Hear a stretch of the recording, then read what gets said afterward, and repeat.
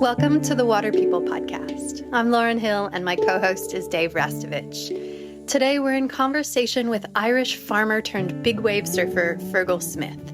He's the founder of Moy Hill Farm, where he and his team aim to grow worthy food, build soil, regenerate systems, plant flowers and trees, and work to leave what is in their care healthier than they found it.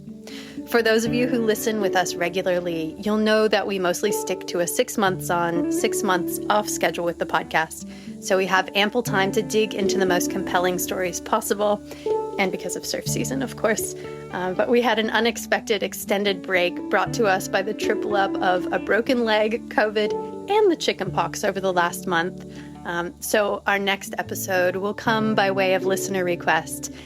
Dave and I will turn the mic on one another to wrap up Water People's third season. Our podcast comes to you from the coastal land and waters of both the Bundjalung and Gubbi Gubbi nations. We'd like to acknowledge these traditional custodians and pay respects to elders past, present, and emerging. We'd also like to extend that respect to all First Nations people this podcast ripples out toward.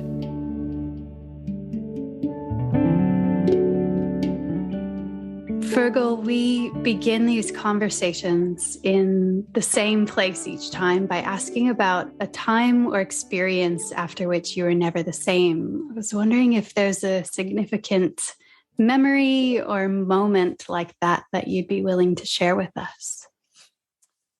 Yeah, there's obviously lots of surfing moments that have shaped me. But I suppose the biggest moment that kind of connects the surfing and to where I am now was, I think it's 10 years ago when the nuclear plant in Japan was sinking in the sea. And I was actually in Tahiti at the time.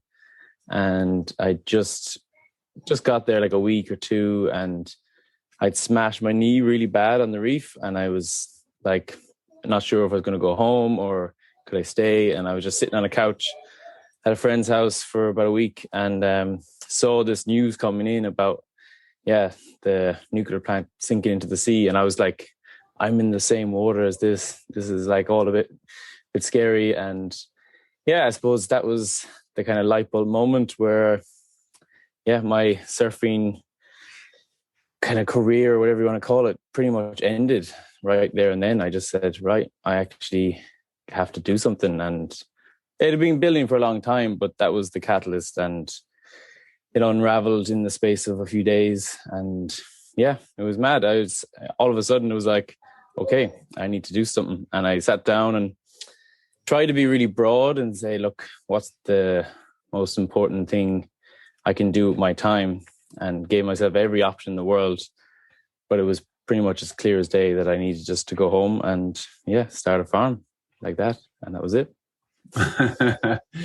And I was pretty mad because I emailed all my sponsors, I emailed all my family, friends, everyone. I said, right, I'm going home. I'm finished. This is kind of, I can't keep doing this. I need to do something that feels a bit more of worth or grounding or, I feel for what's happening around the planet and I'm just surfing. So I'm going to do something. And I was made to feel pretty mad. And, people were angry even about my decision and didn't like what I was doing and saying how privileged I was to be able to surf around the world and I should be, grateful and all this. But it wasn't really any going back from then on.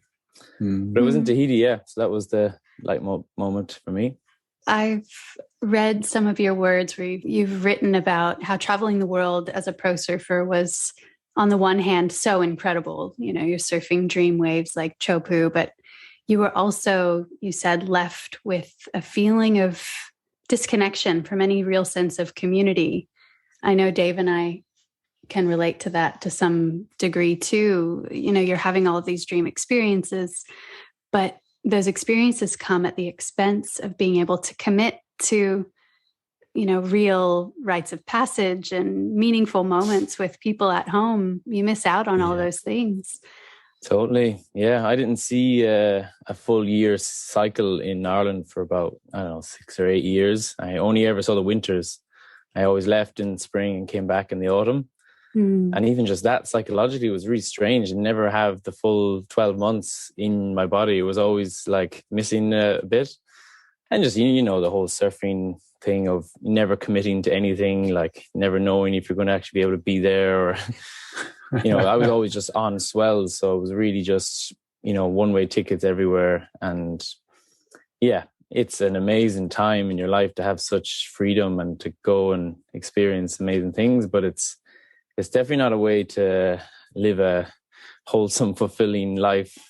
Like if I wanted to continue that for, you know, 40 years, I think I might have, I don't know, I would have went mad or something. So, yeah. I'm curious, Fergal, about just that moment of the tragedy in Japan, that happening. When you say you had to do something, if we kind of zoom in on that, what do you mean by that? Were you thinking that's a tragedy that's happening because of imbalances on the planet, or that's just giving you a signal that everything's finite, you know, and that we'll all turn to dust one day? Or what was your thinking when you said you had to do something, that was your response to that? Because everyone had different responses, and that seems to be your specific response to that. I suppose I felt a bit, I don't know, useless or something, just watching such a disaster happening and knowing the, you know, knock-on effects that it's going to make to the environment and human beings and animals and everything. I was like, you know, just going the other direction on a plane to go surf somewhere else wasn't really going to, you know, make me feel like, you know, I'd done something worthwhile. And yeah, I thought about, you know, volunteering, going places, doing charity work and all these things, but it's all like basically trying to suppress a feeling, or maybe just to try and, you know, get out of the guilt or something. But actually I was like, hold on a second, my skills, I grew up on a farm, I'm from Ireland, I know how to do that. And if I do that, it will make a difference. It's not going to be, you know, fixing the nuclear sinking into the sea, but I'm definitely going to make a change, however small or big it may be. It's something I can tangibly see. If I go and do this, it will be a positive. And I was like, yeah, that feels right. You know, I'm going to do something, because it's a bit debilitating when you're, floating around in a surf world and you're just getting paid to surf, and then that's all you do. You can't really put anything concrete into practice because you're just always moving all the time. Whereas I kind of knew I have that farming understanding. I also realized that if I wanted to do something like this in farming, the sooner I start, the more likely it's going to happen. Because, you know, farming is generally intergenerational, where, you know, progress really happens, handing it through, you know, generations. So I was like, well, yeah, if I start when I'm, you know, I was 24 then, or 25 maybe. And I was like, if I wait until I'm 34, which I am now, I'd be only starting, and it would take me a long time. Where now I'm 10 years in, and, you know, we have a farm and we feed people, and it's already, the ball is rolling. So I suppose one thing I should say is I'm also very old in my thinking. I never did being a teenager or in my 20s. I didn't do that. I was always I never went to the pub. I didn't do any of those things. So I might have been 24, but actually I was already feeling like 40 already. So I was much further, kind of just, I'd passed. I don't know. I didn't do the whole youth mad stuff. So I suppose I could just realize the practicalities of running a farm and getting somewhere on it. I was like, I might as well just start now, because I'm going to do it at some point. And also the big thing, there's a few reasons why it all came at a catalyst point in Tahiti. Was I had this dream of going to Tahiti from like 16, of wanting to, go and surf Chopu and surf the best waves in the world, and also doing the same in Ireland and our waves. And not saying I did it, but I'd been to Tahiti 8 times, and I'd surfed it, really good waves, and also at home surfed loads of, all these spots I dreamed that I'd go and surf, and I had surfed them, and then I'd surf them again, and I surfed them for 4 years, and then you're like, okay, so, and then the other big thing was, up to that point, I was always in debt. I never had any money, because I originally borrowed money off my parents and basically said, give me a couple of years, and if it doesn't work, I'll go and get a job. So then I was in this thing of, you get a little bit more sponsorship. And instead of paying them off, I would just spend it all and go on the next year of trips or whatever. So that happened for, 4 or 5 years. And then this year I was actually in the plus. So before that, there was always this need. I had to do it. Otherwise, I'm never going to pay my parents back, and I actually can't afford to not do it. And then you're in the plus and you've surfed all these waves that you dreamed of. And then it all kind of fell apart because I was like, well, now what? Now do I just keep doing the same thing? And yeah, so it was very interesting. I was like, as soon as I made money, I didn't like it anymore.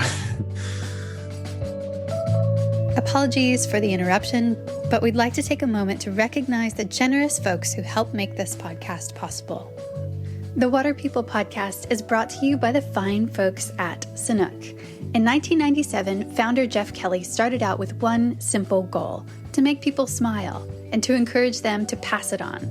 Sanuk has been advocating for a more playful and inclusive surfing culture for more than 2 decades, while crafting some of the comfiest footwear around.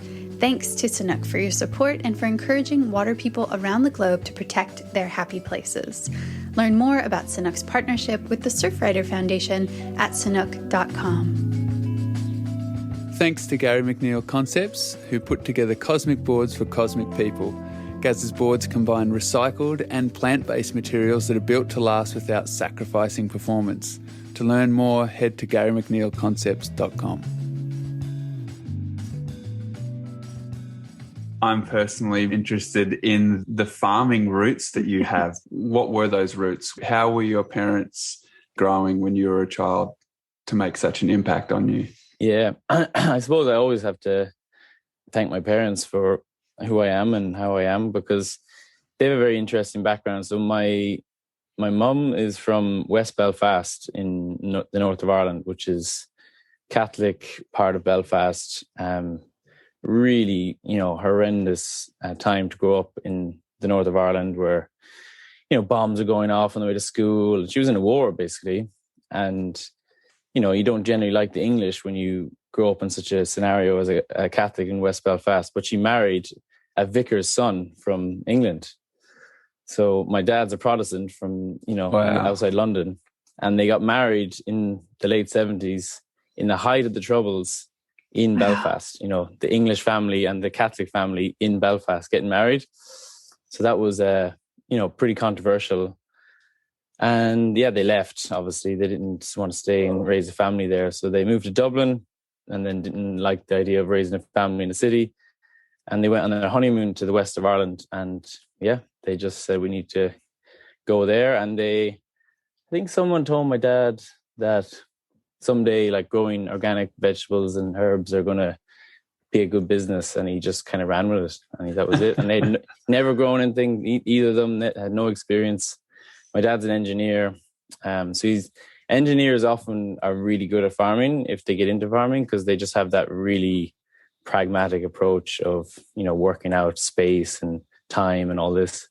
So yeah, they bought a house in the west of Ireland for like 12,000 euros and had an acre, and mum was reading the book and dad was growing, and that's how they did it. And he's been teaching organic growing for years as well, but is like back in the 80s, the claim to fame was he was like one of the only people in the country who was making a living off 1 acre. And he did, Wow. He raised the 5 of us on 1 acre. And that's how I grew up. And it's really interesting because often people say to me like, oh, what's it like getting into farming from surfing? And I always have to remind people, no, it's the exact opposite. I got into surfing from farming, which is way more strange, because being from a farm, we were, half an hour, 40-minute drive from the beach. And we had no money, like we had no time off. Dad's flat out. There was no real surf culture, and we were on the way to the beach or anything. So to get to the beach was such a mission. Like, it was such a big deal to even get off the farm. So the fact that I wanted to be a surfer and then had this crazy idea that I'd try and ride all these waves around the world was completely ludicrous. So the fact I did that was very strange. So now being a farmer is completely normal to me, whereas most people think it's the other way around. But yeah. That's classic. I can I can really relate to what you're talking about. I had a brief moment in my childhood in New Zealand where my family was growing food before we moved to Australia. And, I was around 4 or 5 years old, or maybe a bit older, 5 or 6. And it was so impactful for me that I actually always felt that even though we moved to, the Gold Coast in Australia, which is just a surf city, it's suburbia by the sea. And then I went on to do, like you, just traveling and surfing for a long time. I always felt like I was going to loop back to those first memories, that feeling of magic, that feeling of belonging and of like biological success almost. And so like right now we're in our garden picking potatoes and picking broccoli and greens and tomatoes and all kinds of stuff with our little boy and our friends who we all live together with their children. And that is a deeply successful feeling for me. And I wondered just if you had any thoughts around that in relation to that experience you had about, making it in the eyes of the surfing world and success and travel and people, in awe of your ability and all that kind of thing. And then how that relates to your experience now of growing and feeding others. Yeah, no, it's amazing to hear that. And it's amazing that there's someone else saying something similar because, I say it, semi-regularly, but you almost don't want to because unless anyone understands, it's not really something you can explain. So it's just great that there's someone else who's trying to explain it because basically, like I was getting paid and, I was getting to ride the best waves in the world. And and I wasn't not getting paid. I could have definitely kept going for probably another few years. And I took all that money and put it into the farm. It wasn't that much money, but it basically spent it all. And now I don't have any money. But I'm trying to explain to you, but the feeling is so much more of value now than it was then. Like I'm a part of something. Like I'm like, I don't decide that I get up early in the morning. Like I'm just, a part of the farm and we have animals and there's things to do. And it's such a big feeling of connection, or you're like, I'm a worm or a tree or whatever.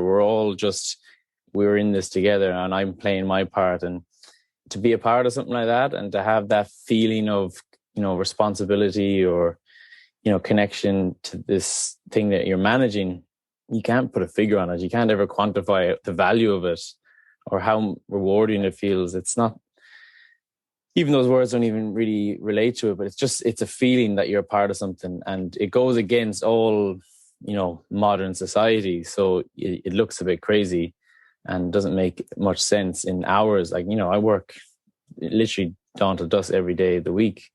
And, it doesn't make any sense. There's no 8-hour day. There's no real paycheck. So it's kind of bizarre. But yeah, and then the feeling of feeding your community and being a part of something for them as well. Like it just gets richer all the time. And each year as the farm kind of progresses, it feels more wholesome and more rewarding than, But it's hard because unless someone sticks at it for quite a few years, they're not going to get to those feelings. If they just do, a year or two, they might just see it from the more financial hourly, thing and see that it's not worth it. Mm-hmm. But there's the subtleties, and then your kids, growing up and knowing every plant that grows around the farm and picking wild things that they know they can eat and they're just healthy and all that. It's just, you can't put a price on those things. And I think I say it, but then I also don't want to rub it in because I don't want to make people feel bad about what they're missing out. But actually, you just love everyone to get to, have some kind of similar experience. Yeah. Well, it certainly seems as though the remembering of that is probably happening now more than ever. Even if that's not firsthand remembering. I grew up in Florida in a sort of sterile suburban setting and didn't have the privilege of getting to have any kind of relationship with food. I mean, food came from cans and fast food restaurants for me, but there's still that sort of biological remembering that I can feel of belonging to a particular place. And if you're moving around all the time, it can be really hard to sync those roots in and to develop an intimate relationship with a place that ultimately is so deeply satisfying, like you two have been speaking to so beautifully. Yeah, I think everyone has the innate, connection. I think everyone has that. Grow is my youngest girl, and it means love. And the thing you say in Ireland, if you love something, but it's like having a grow for the land, like having the love for the land it's in everyone. Like, I don't think anyone doesn't have that connection. We just might have had a generation removed. And again, that was another thing that woke up for me when I was in Tahiti, is like, I love a bit of martyrism, and I was like, I don't have a choice in this.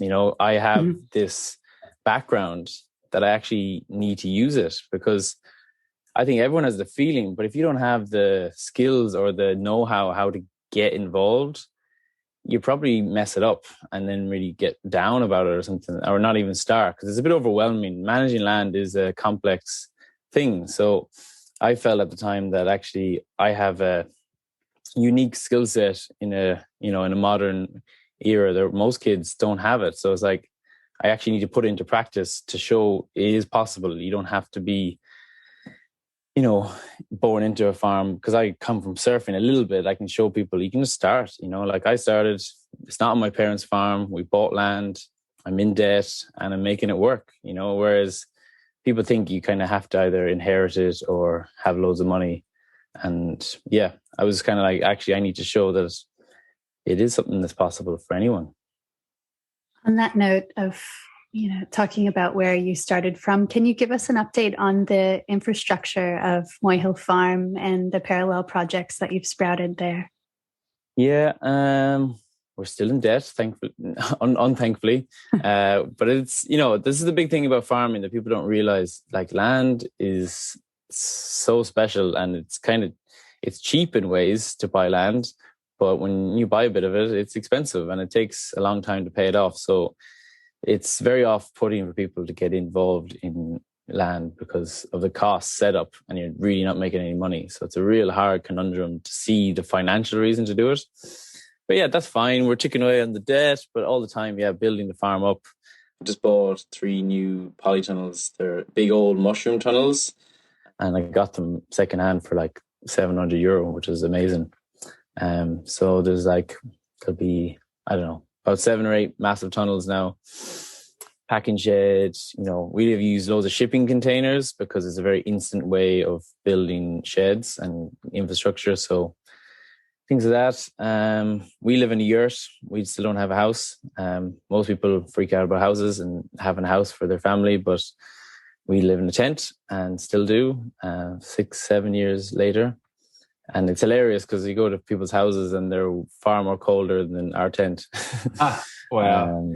So yeah, we live, very basically, but it's lovely. We hear the wind outside, the storm, the rain, and yeah, the kids are completely connected to that. And yeah, we'll definitely evolve into a house of some sorts at some point. But for some reason, it's a necessity. There's air, water, food, shelter. There's these like needs, and we seem to kind of overlook the really important ones, and we get down to shelter, and that seems to be one that people really get hell bent on. And yeah, I think that gets in the way of people living off the land a lot, because they think they need to buy this house or they need to have something for their family.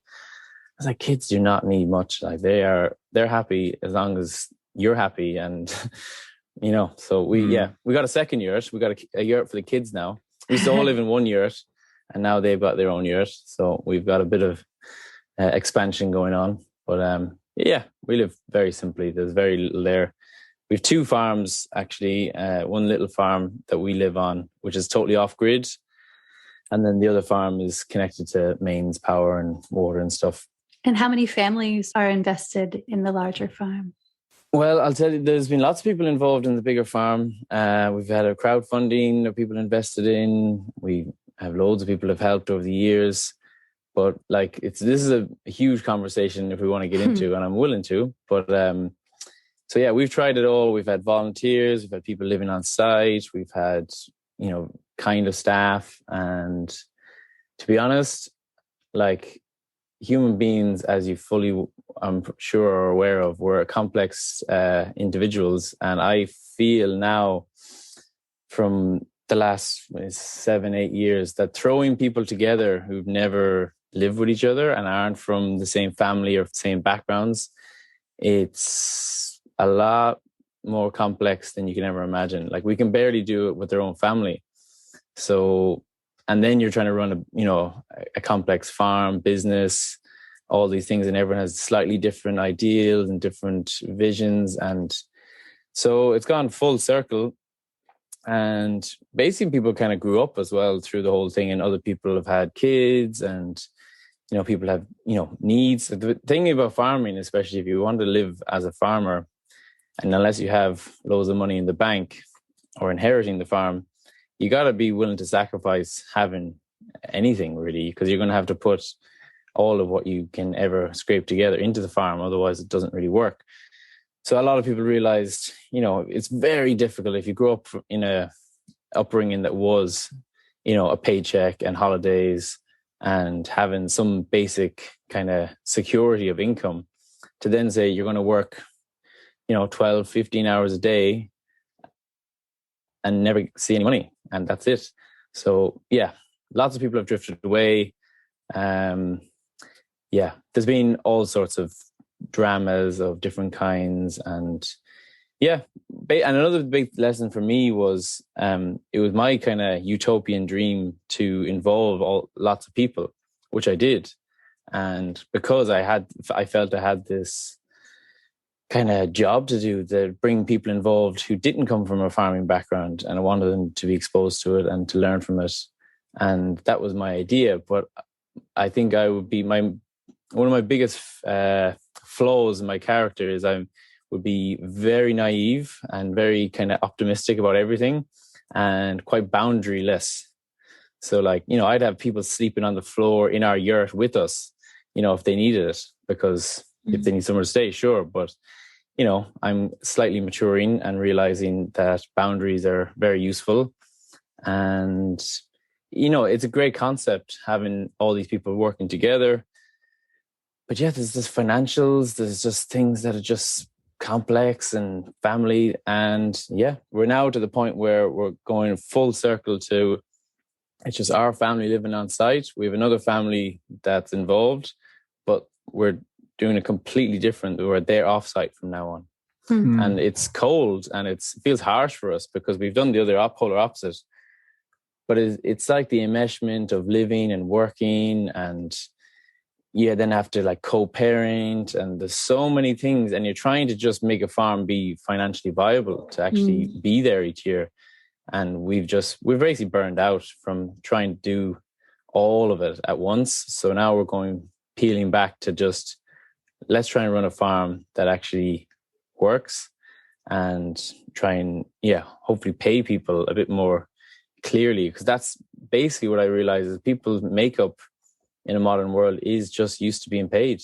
They love the idea of the concept of working together and stuff, but unless there is some sort of numeration, it's very hard for people to stay with it. So we're going back to just a more traditional, pay someone, clear roles in, out. And then I have, again, my aspirations won't stop, and I always hope that we can evolve into a more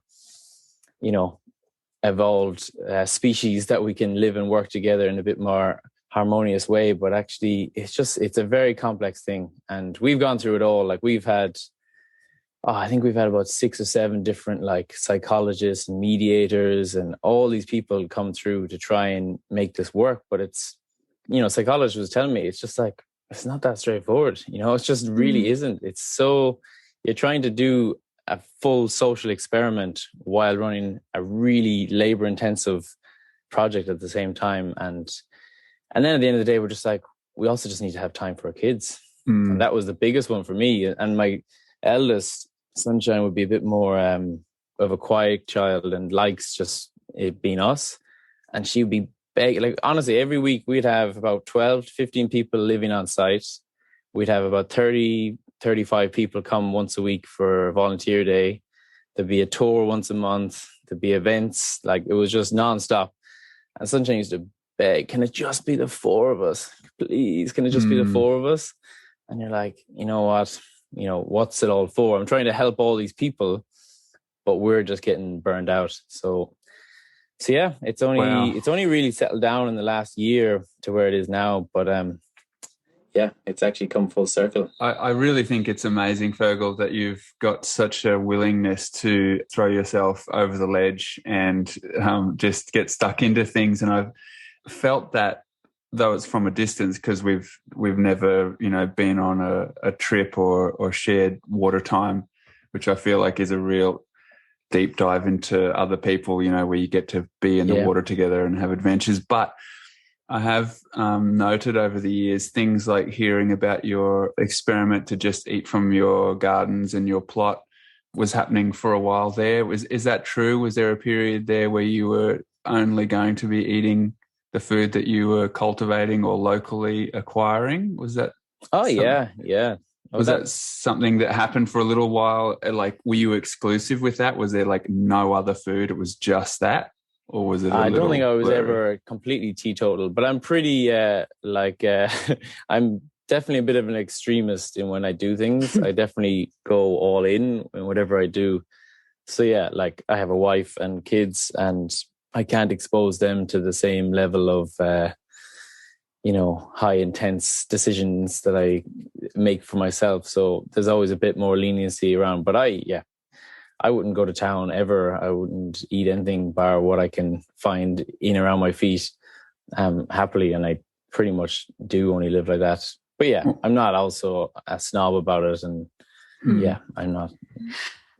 I read that something like 70% of food in Ireland is imported. And yeah.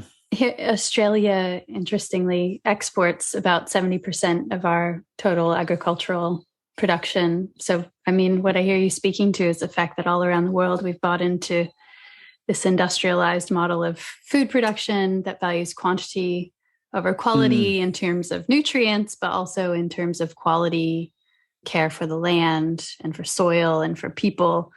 What's the power in localizing our food choices for you? Yeah, that's, we can get so bogged down in the big ones and the big political stuff and, decision makers. And I'm involved in some political stuff where we do, write policies and different things. But yeah, realistically, we can only make change on the ground. Like every revolution has happened from the ground up. So that's again where it was just that light bulb thing is like, well, this has changed, this will happen. And then hopefully another farm will do the same. And it might take 100 years, but I think it's the only way change will ever happen is from concrete steps, step by step, people doing it.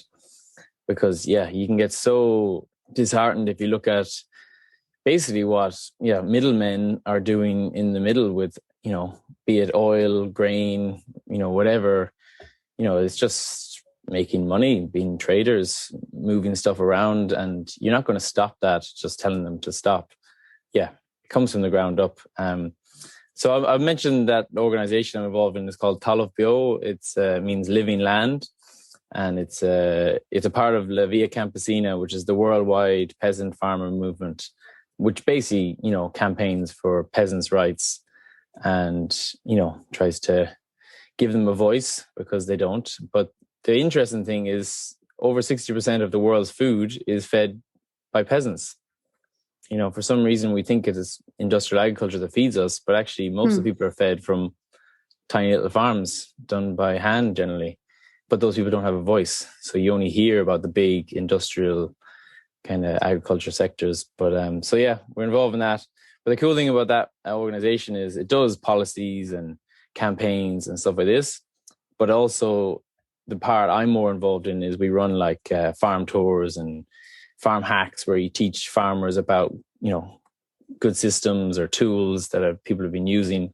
So really trying to, peer-to-peer learning for farmers because they're not getting that, through any mainstream agricultural, teachings or anything. So that I think is worth doing. I always say to people, doing 10% of your time spent on a little bit of that could help. But the rest of the time, just focus on doing something on the ground. And you'll know yourselves, once you're digging spuds, you're not worried about the industrial man who's, you know, importing and exporting. You're just like delighted you've got spuds and you're going to feed yourself and feed people.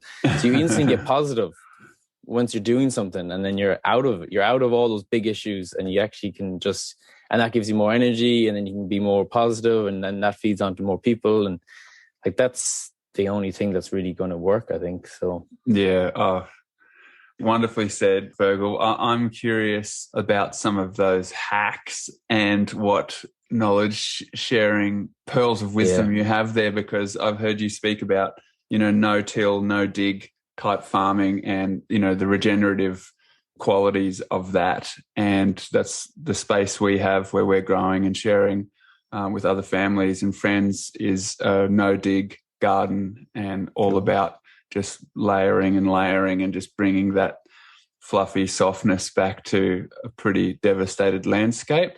Is that your approach there? What are those nuts and bolts aspects? Yeah. So like, I grew up in a market garden. That's my dad still does. And that's what I do. And we have 2 market gardens, and they're about 1.5 acres each. They're pretty big. Like, there's 3 acres of no dig gardening, which is a lot of work. And that's what I do 80-90% of my time. And yeah, we've definitely, with less people around, I've got definitely a lot more innovative in time saving. Whereas before, we'd have 20 hands moving everything around, which is so fun, and it really was. But like, honestly, again, like the logistics of managing those people and keeping the morale up, and constantly having to check when it was going wrong. And, you know, I was basically just a firefighter, constantly catching all the problems, because these are all newbies. Everyone was just new. Everyone was learning, which was so good. And yeah, but now I've just got one guy. He's Swiss. He's an engineer. He's been on a farm before, and together we're just like, we're honestly, the 2 of us are doing the work of, you know, 10 people. And it's just so good to see someone who I don't have to look at his work. We just go and it gets done really well. So the no-till, yeah, that's how we do it. We're buying in compost. I'd love to make compost, but that's infrastructure scale. Yep, right there with you on that one. Yeah, but I have loads of pipe dreams of doing that. But yeah, so we buy it in by the truckload, and we have I'll tell you my little farm hack that we made this year is a little 6-wheel, like a quad bike, but 6 wheels. And it's got like a little tipping back on it. And then there's, you know, these water tanks, they're 1,000-liter water tanks. Yep. Cut the top of that out. And then I have a small tractor with a front loader that just chucks the compost straight into the back of that 1,000-liter tank. And then there's a little door at the back. And then the 6 wheels exactly straddles the bed. So it drives over the bed. It's slightly tipped like this. You open the door and basically the compost falls out. And you just drive along, and we can make, our beds are 100 feet long, and we can make 8 of them without getting tired. Wow. And the next day you can do it again. Whereas you do it by the wheelbarrow, which we've always done, you know, you can do it physically, you can do it, but you're running fast, and then the next day you're a bit achy, and, you know, you can't do that every day. Whereas now we can do that, and the next morning get up and harvest at, you know, 5 a.m, and we're not too tired. So okay, so given your extremist personality here, and given that fossil fuel industrialization of farming and the homestead farm, and Wendell Berry, I don't know if you've read any of his writing. I do, you know, yep. So he's written extensively about growing up as a young child before fossil fuel machines came to the farmlands of America, and how the horse and plow and different hoofed animals that helped them do their jobs, and the men and women, mostly men then, who managed those animals and were all in a group together, held the community together in an amazing way that disappeared once those fossil fueled machines came in and did all of a sudden the work of 10 men with one person. And that it was incredibly efficient and wonderful for production, but the loss of the community was significant, in his words.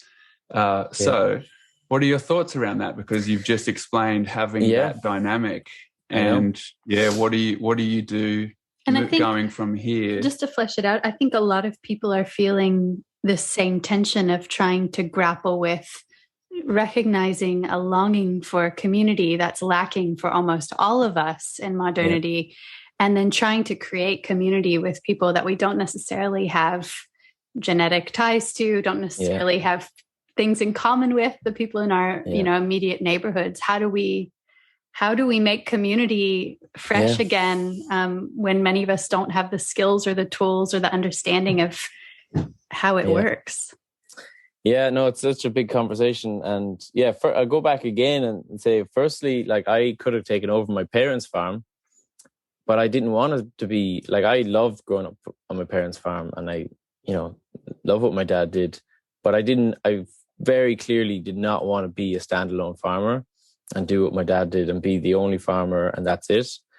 So that's why I started a very different thing. And I've originally started a community garden. That was the first thing I did, to show that the whole ethos of the farm as it comes after is about involving people, and having a community garden was the heart of the whole project. And it's still there. And we had a Halloween party there recently, and neighbors are there. And so it still happens.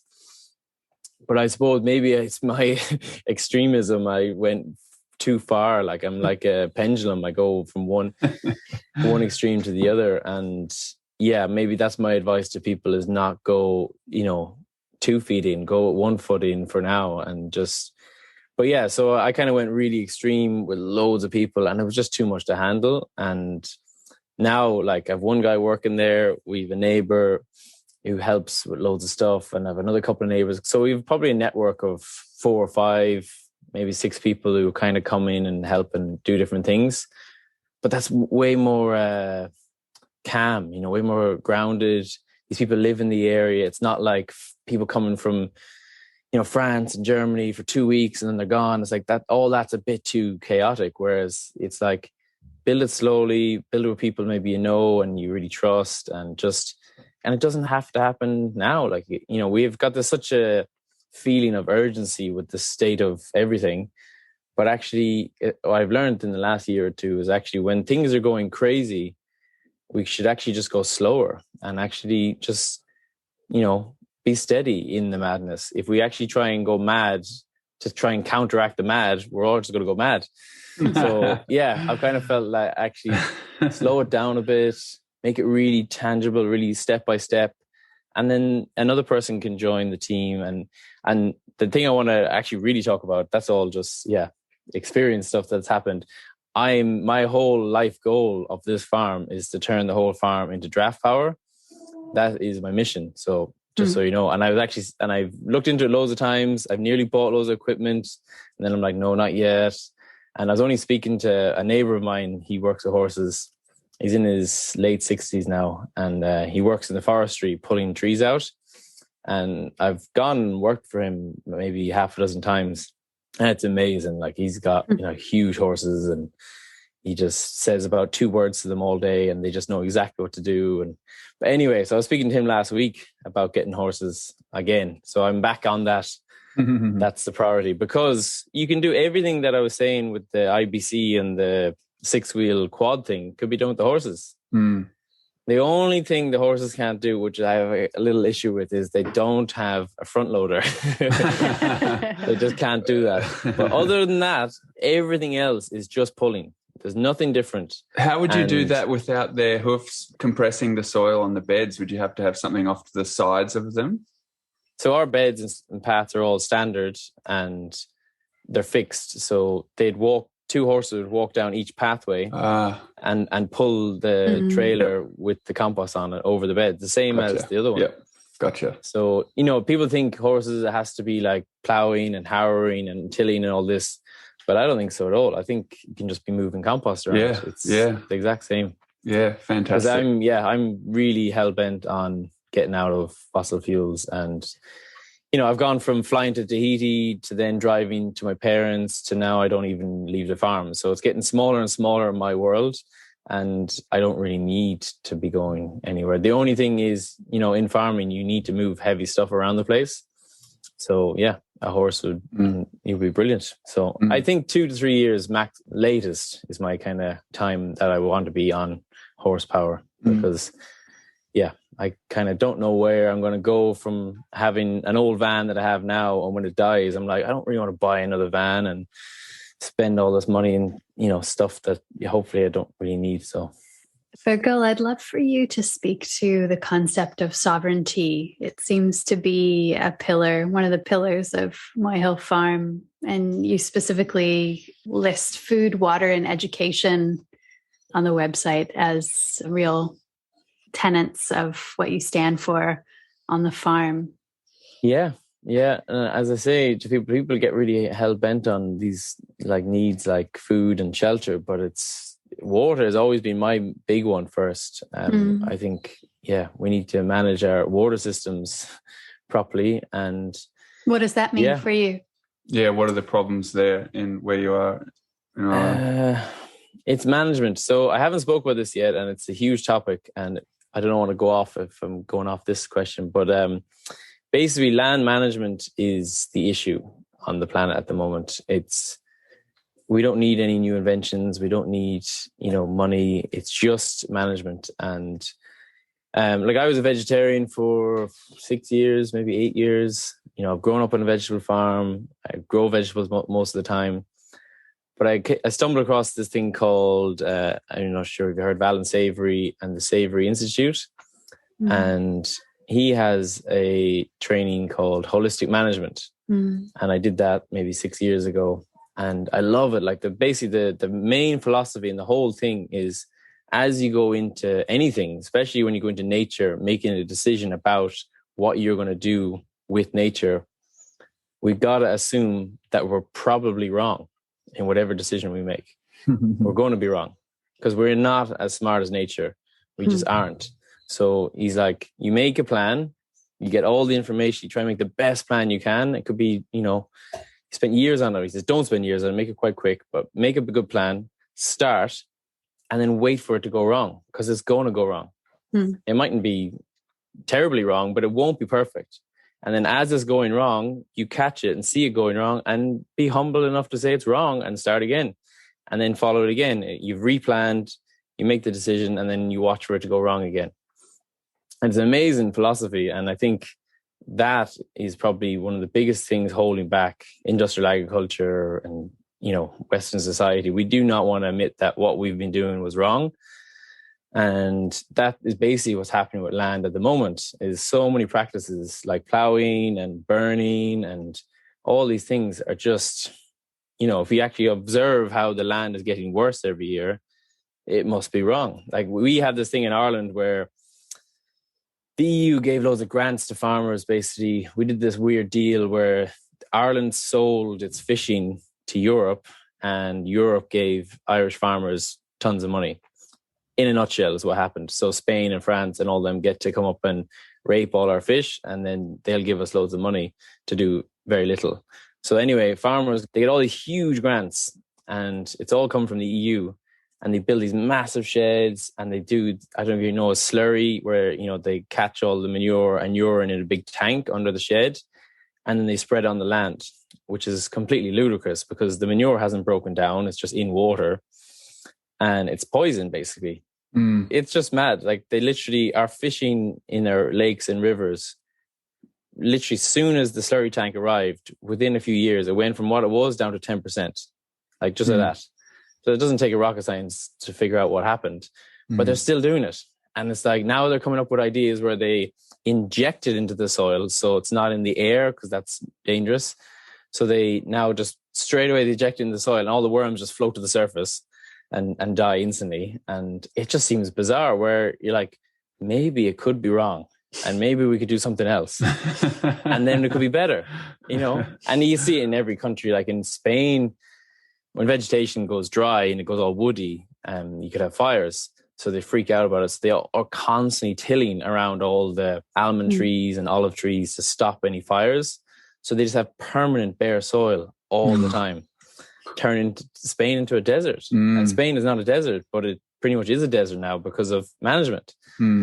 So anyway, that's how I got into liking holistic management. And then you learn about managing ecosystems and the complexity of that. And the most exciting thing I learned is it all comes back to animals. And animals are the key to managing ecosystems. We are not as good as animals at managing grasslands and forests and stuff. Like, animals have evolved on these soils, and we are just kind of getting in the way. So I'm actually way more interested in animals these days than I am vegetables. Like, vegetables are my means to an end, and they feed the community, good veg, and they make some bit of money. But like, we have 65 acres, so I'm not going to put 65 acres into veg, and especially our land is quite poor, so it wouldn't even work. But how are you going to manage the 65 acres? And we've planted loads of trees. There's 30,000 trees planted there. But like, everything has evolved with animals around it, and perennial trees, perennial species have always interacted with animals. And so now I find it just, so interesting when you observe how nature really functions if you just manage it rather than, want your end goal and just go for it. Whereas, so I've got some cows and sheep, and I just very simply just move them around, observing and assuming I'm probably wrong and learning from that every year. But they manage the whole farm. I do very little. Like, I just go out there and enjoy watching them and give them a little cuddle and move them on to the next fresh piece of grass. And it's so exciting because it's like, they're thriving, they're healthy, they're having a really good time. The land is enjoying it. The grass is growing better. The soil is being built. And then this is the roundabout way of saying, and that's how you manage the water. Because the way land evolved was huge herds of animals, like huge herds of, be it buffalo or elk or deer or whatever. And then there was predators, and that's how everything functions. So there's a predator chasing these herds, and herds stay together to stay safe.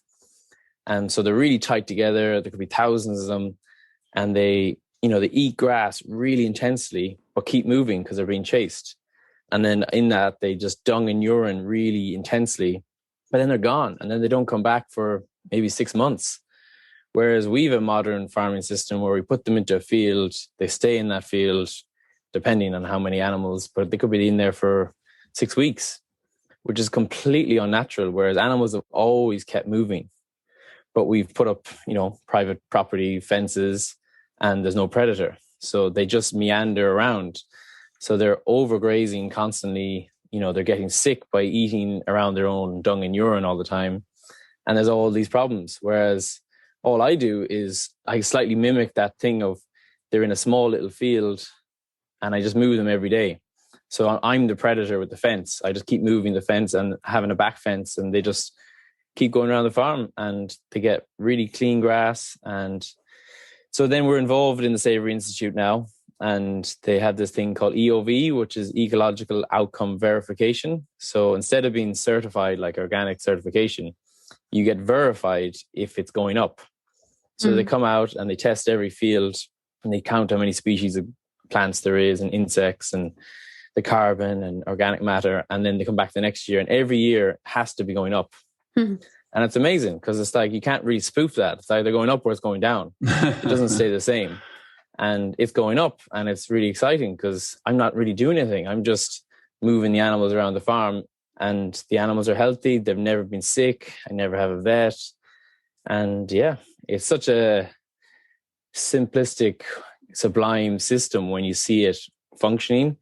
And animals are certainly the key. And it's really interesting because animals are obviously getting huge bad rap in the press with being, carbon emitters and all these kind of things. And I totally get it. Like, I think industrial animal farming needs totally to be called out because it is a huge environmental emitter, and it's a disaster.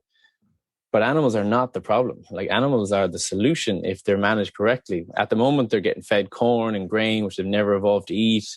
They're sitting in sheds.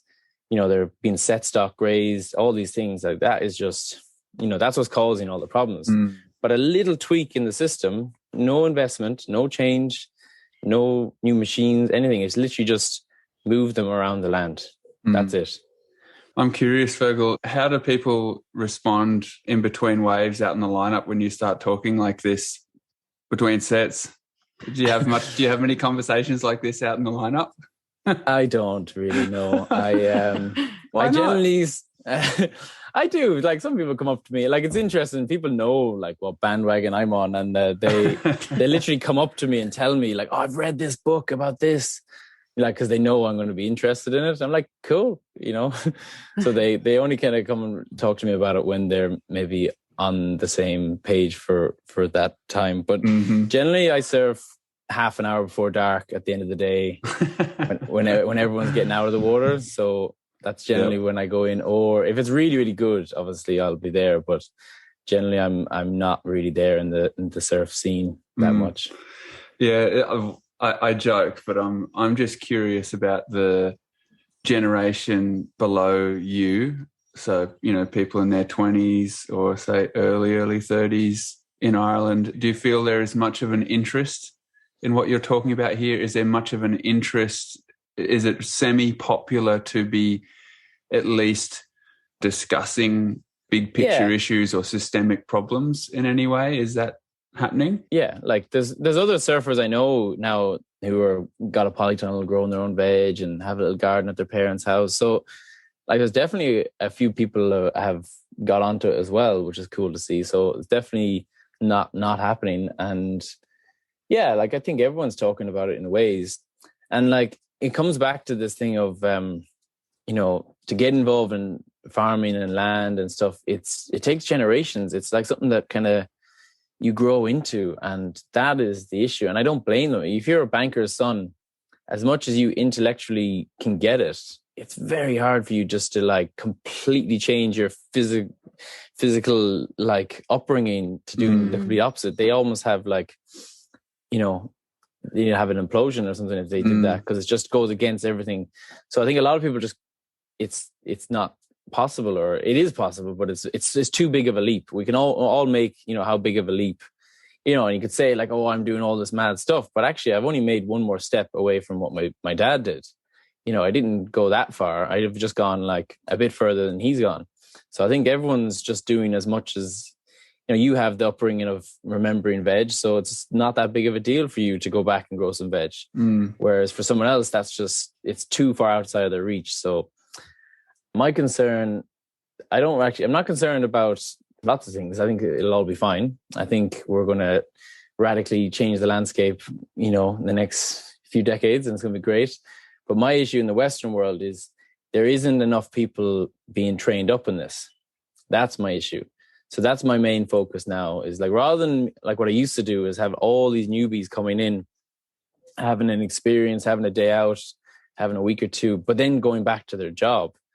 I'm like, it was great and they were getting to learn a bit, but actually I want to take someone who already has a little bit of an understanding. They're already down the track and they want to do it and they want to make a profession out of it. I was like, they're the people I want to take, in under my wing for a year, train them up fully, and then they can go and take, a 500-acre farm, and I could give them a reference and go, yeah, that person will be fine. Because that is the issue. There's just a numbers issue, whereas there's less and less farmers. All the farmers that are there are telling their kids and sons and daughters to not be farmers because of the way it's going. Yeah. So we just have this conundrum where there's just actually not enough farmers coming up.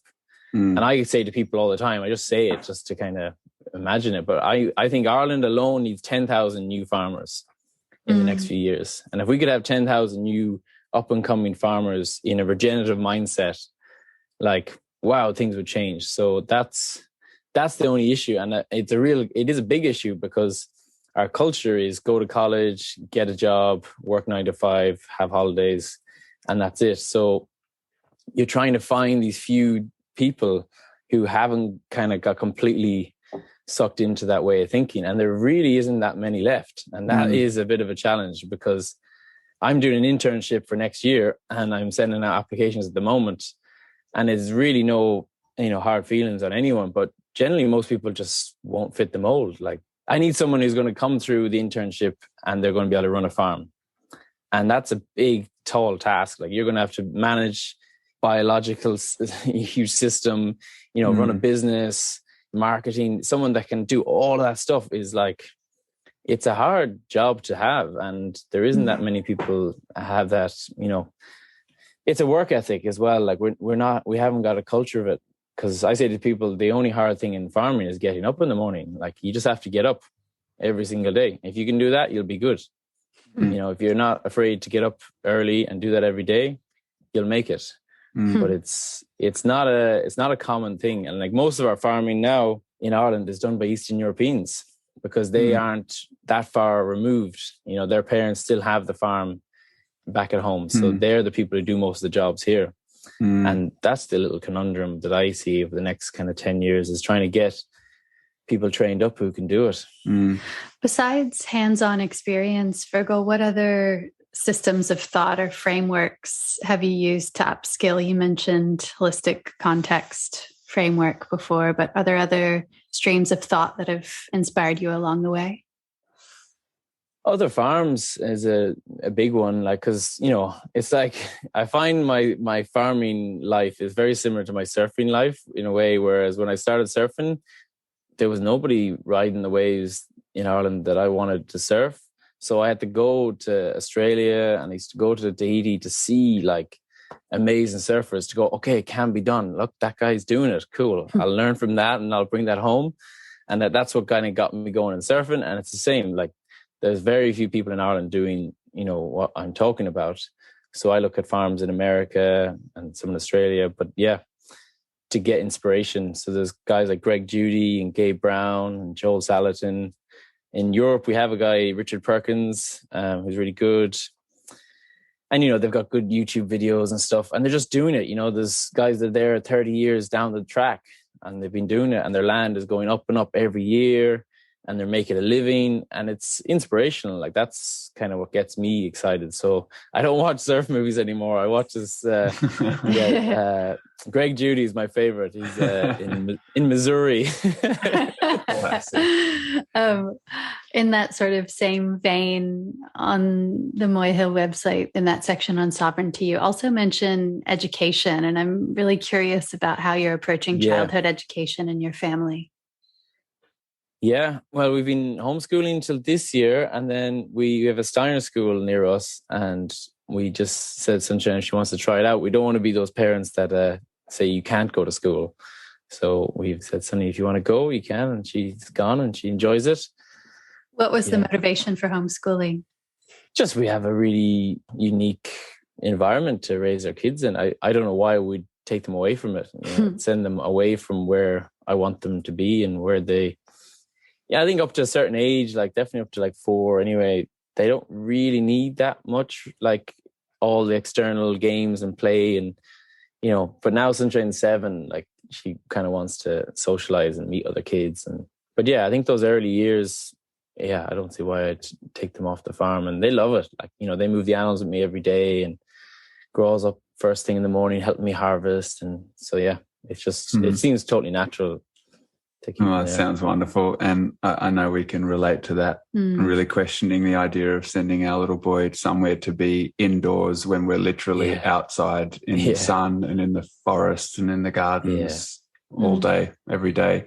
So I fully back you on that one. A while ago, Fergal, we did a podcast with Jeff Lawton, who's been quite an inspiration and guide for us with our larger food growing project here on the land, and he speaks about pattern recognition.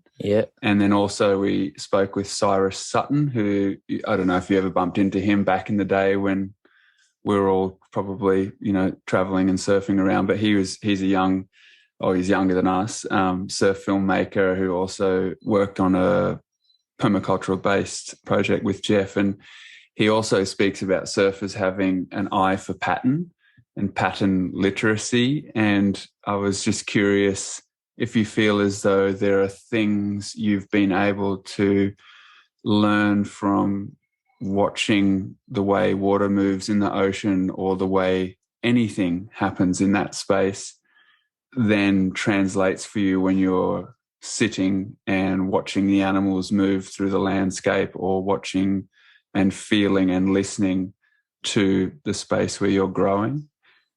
Yeah, definitely. Like, it's all patterns, and we're all kind of shaped by the weather, really. And, you know, I mightn't be down at the sea as much, but I can totally tell when I'm on the farm when there's good waves, and I can see the the shapes of the clouds and, what that means. It's a good day for harvesting and it's a good day for waves. And yeah, I don't know, there's loads of patterns. I think the surfing stuff is really, like, I wish farmers could surf.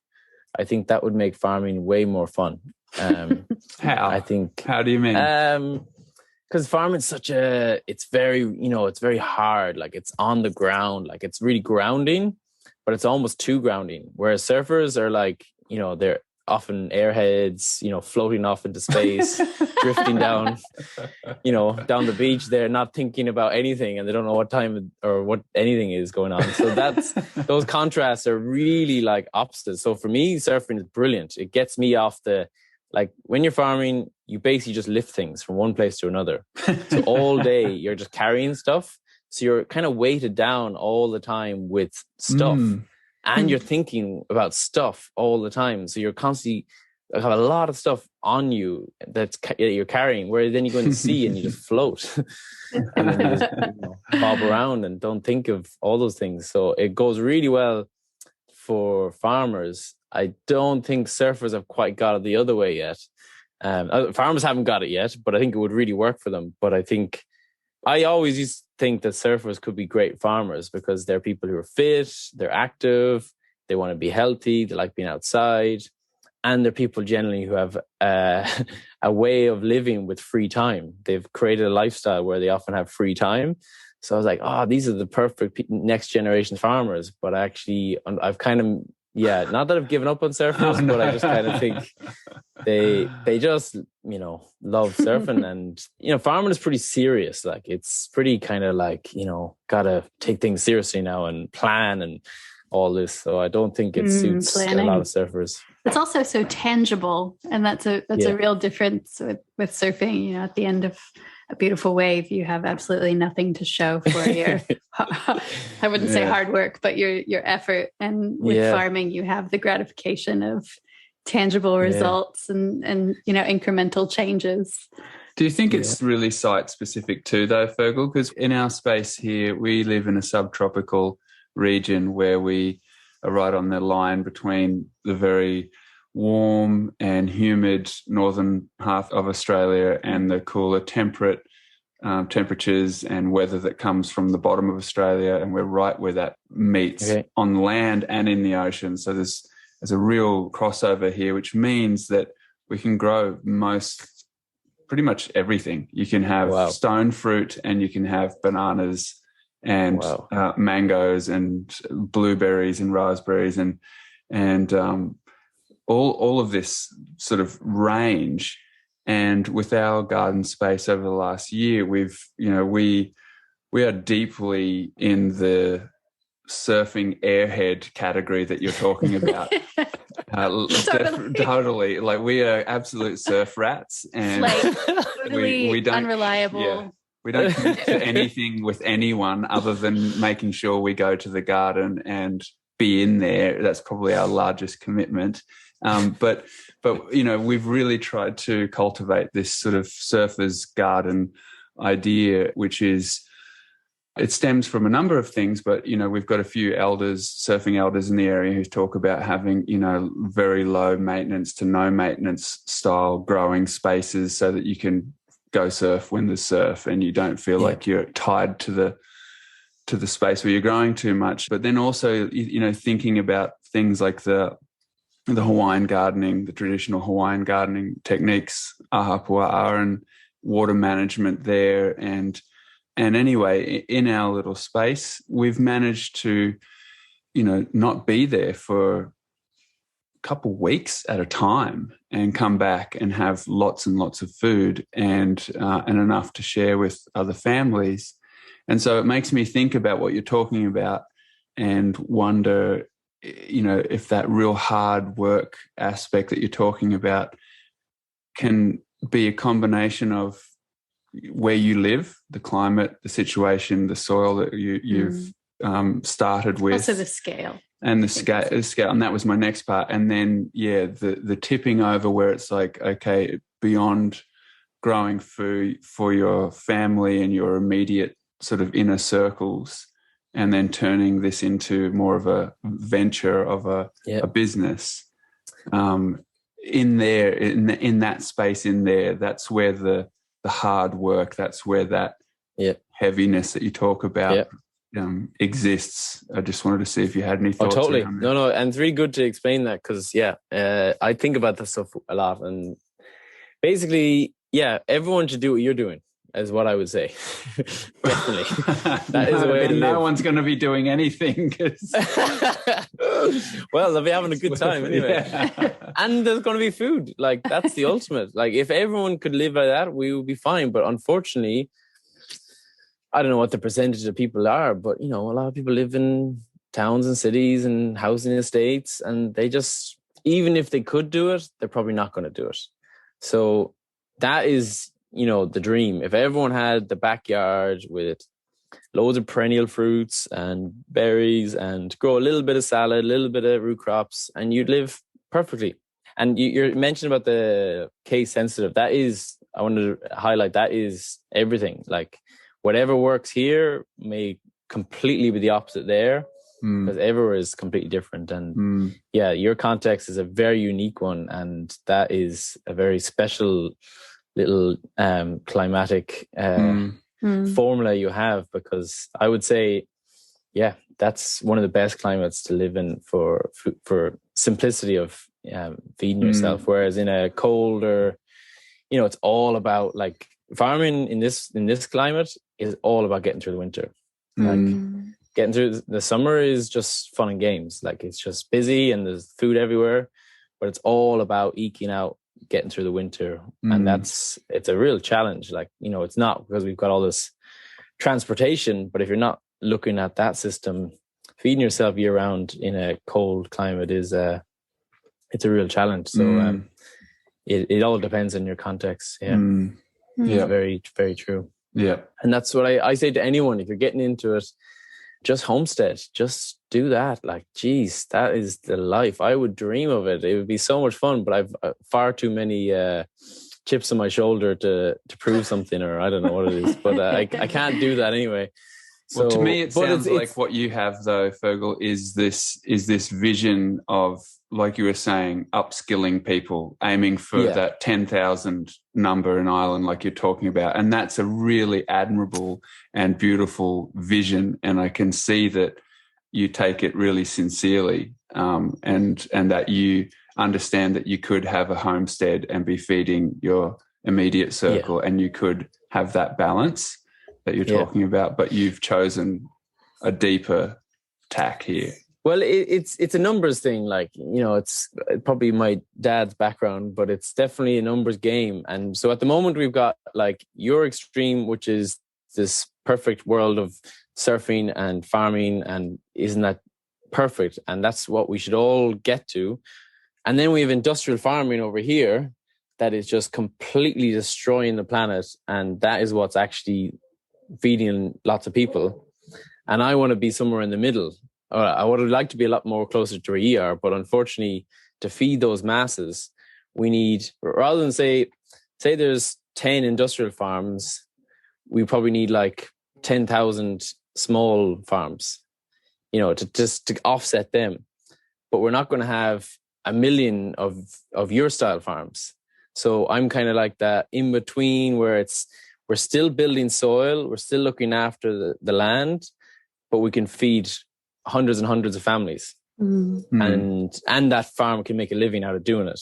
But we're not going down the industrial agriculture crazy world. So it's not perfect. The model that I'm doing is certainly not the dream, but unfortunately, people are not on the land. In Africa, 90% or 95% of people farm. In Ireland and in the UK, 1% of people farm. So we're just good number, they say, for a sustainable country would be about 30% of the population farming.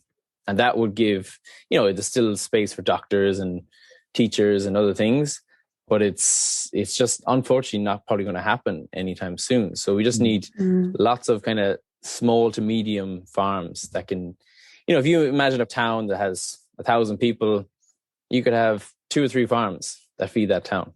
And then the next town has 2,000 people and there's 5 farms. And it's just, they're big farms, they're feeding lots of people, but they're not this huge monoculture, fossil fuel driven crazy stuff that's going on. So that's what I see. I'd like to ask kind of a simple question.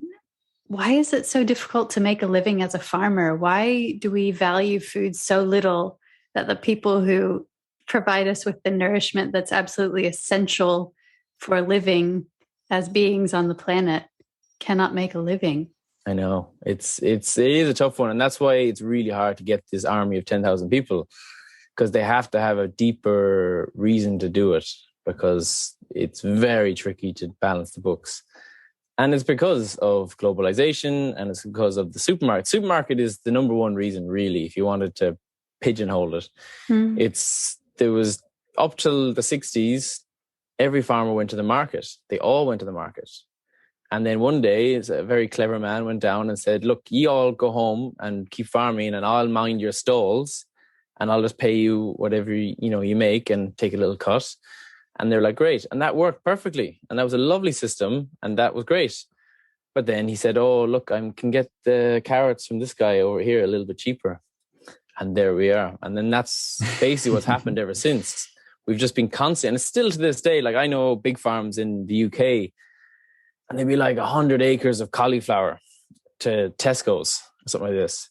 And a French farm will get in a week before the other farm, and the guy has lost his contract, and he's got 100 acres of cauliflower he can't sell, and then he's bankrupt. And you're just like, oh my God, like, are we ever going to learn? Like, this is just ludicrous. The whole thing, like the monoculture, and it's all competition, and they're selling them for like 3 cents each. And you're just like, this is crazy. But yeah, it's that like capitalist system where they're just trading, and yeah, it's the middleman. It really is the middleman. So rather than getting bogged down and shouting about the middleman, we just have to create the alternatives on the ground and try and get people to support them, because yeah, those middlemen are going to hold on to that power. They have a lot of money now, and they're not going to let go until they have to. And lots of people say like, oh, you should supply the supermarket. At least you're getting good stuff in there, and talk about it. It's like, no, that is not the model. It's not worked. It's not going to work. And it's certainly not helping farmers, soil, or anything. Like all those big supermarket chains, none of the stuff is local. None of the money stays local. The farmers didn't get paid well. The land didn't get cared for. So it's a broken system. So unfortunately, it has to start from the ground up, is the way I see it. Maybe there is another quicker way. Can you speak to the sales model that you all use? Is it the Rico? We use lots of them. We've used Rico, which is basically just using Facebook. It means it's just very simple. Everyone knows how to use it. But we actually don't use Rico anymore because I don't like using Facebook or being on social media. So it's a good model. It would probably work better if we were in a city. We're just a bit rural demographic. So we basically just do markets and a farm shop. So 2 markets and 1 farm shop and restaurants. And then we do the box system where we CSA, where people sign up for a box for the year. I haven't done that for the last 2 years, but I'll be starting that again this year. I love that model. It's really nice. It's like, you and a family committing for the year. I'm going to feed you. You're going to pay me. And that's nice. But actually, the funny thing about the boxes is the payment is made and you commit to them for the whole year, but you end up the conversation is over then. We're just passing the veg over or whatever. Whereas at the markets, every week you have the new conversation. And it's like a bit more social, and I actually enjoy that bit. So we did a new market. That's why we stopped the boxes for a while. But yeah, the markets are lovely. They're always going to be good. Humans have been going to markets for, I'd say, a long time at this stage. So it's kind of in us to do that kind of. It's like therapy. Everyone can meet up and chat and meet down the market. And then the farm shop is nice because we just stock the farm shop and then it's there, and it's an honesty box system. Yeah, and then the restaurants. Restaurants are good for our summer because it gets really busy here, and that's when you have your glut. So we kind of offset our glut with the restaurants. Fergal, we spoke a little bit about the disconnection that you felt as a traveling professional surfer. I'm interested to know how that has played out in the life trajectory that you've traveled on for the last few years. Have you found the connection and the community satisfying in the ways that you were longing for? Yeah, and not in the ways you expect, because I had this mad idea and got all these people together, and it was amazing. Like, we had so much fun with events and music, and we did so many different things on the farm. But a lot of those people were just, passing through for short periods of time. Whereas, like, it's kind of settled now, and my next door neighbors, if I need a hand, they're there, and like, they'd ring up if you ever need a hand. There's so many little more deeper community connections that haven't been created. They've just happened. And basically I've landed into a place, and I'm now living there, and I have a family there. And, I know the neighbors very well, and I help them and they help me. And those little things are just, I suppose that was what I was really lacking in my traveling days. And, it's what I wanted to create. And then it's all kind of, lots of learning has happened, but then you don't see it, but it just kind of creeps up. You're like, wow, like, there's a 60, 70-year-old lady that we know very well. And like, she rings up, he's like, if you're ever stuck getting Sunshine to school, just let me know, I can drop her. And, these lovely little things that neighbors do. And they're like, yeah, that takes time. It's taken 10 years basically of me being there, and you can't create that overnight. It takes time. So it's been lovely. Moving at the speed of trust. Yeah. Yeah. And I love the same with the surfing now as well, is that, I'm not the headstrong, crazy on every swell that comes to Ireland anymore. Like, I can see the waves from the farm. So it's really nice, and I can see when it's really good. And if it doesn't work out, it doesn't kill me anymore. Like, I'm not like, oh, damn, I missed it. Like, I'm like, it's all right. I'll, whatever. Doesn't kill me, which is lovely. But then when it works out, and it does, and it's cool, I can go now, and we'll go down as the family. Like, the feeling is such a nice connection that, whereas before it was kind of like a bit more of a mission that I have to do and kind of get on these waves all the time. But now it's like, it's aligned, it's meant to be, and generally we always go as a family, and it's just such a lovely way to connect with the sea now, where there isn't any pressure. It works out, and it's lovely. It's a really nice release for us all to get off the farm and have that time in the sea, because we all love it and the kids love it. So it's great.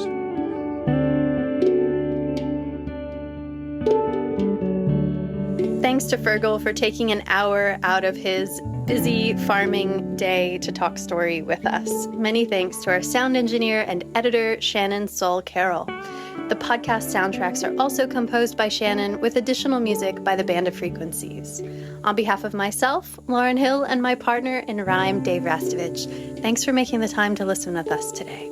If you have a spare moment, please consider leaving a review of the podcast or sharing an episode with a friend. Both help us to find the best stories from our global community of water people. We'll be continuing today's conversation on Instagram, where you can find us at Water People Podcast. You can find every episode and some extras on our website, waterpeoplepodcast.com.